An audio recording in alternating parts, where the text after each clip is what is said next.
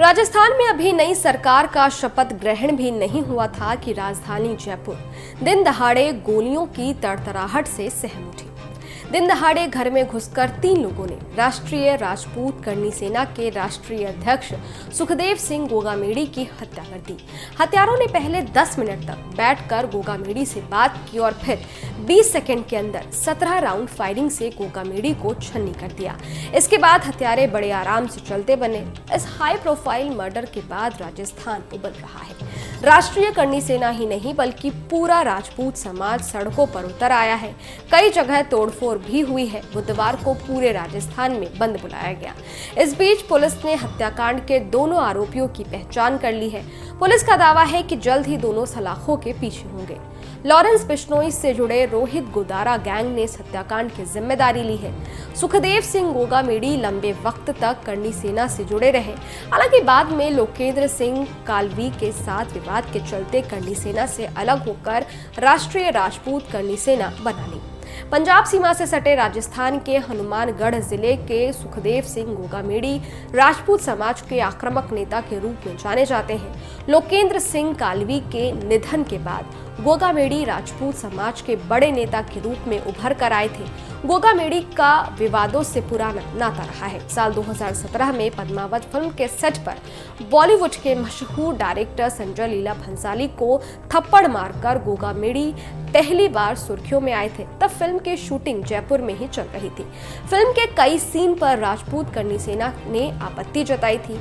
इस घटना के बाद गोगामेड़ी राजपूत समाज के हीरो बन गए। गैंगस्टर आनंदपाल एनकाउंटर केस के बाद राजस्थान में हुए प्रदर्शन को लेकर भी गोगामेड़ी चर्चा में रहे थे। साल 2013 में सुखदेव सिंह गोगामेड़ी ने बीएसपी के टिकट पर विधानसभा को चुनाव भी लड़ा था। हालांकि हार गए थे। वो करीब 33,000 वोटों के साथ तीसरे नंबर पर रहे थे।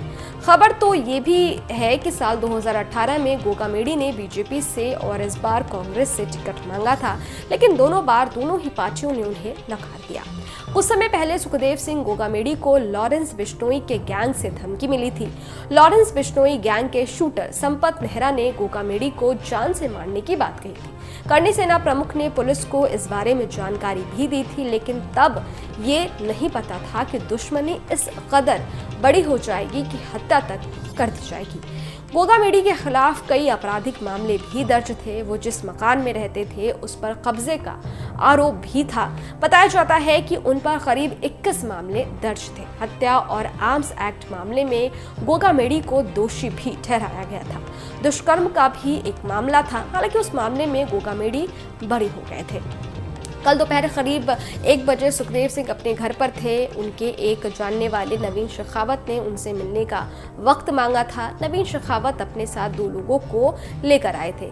इन दोनों लोगों ने सुखदेव सिंह से मिलने की इच्छा जताई थी। चारों बैठे बातें कर रहे थे। तभी दोनों लड़कों ने अपनी जेब से पिस्टल निकाल ली और सीधा सुखदेव सिंह पर गोली चला दी।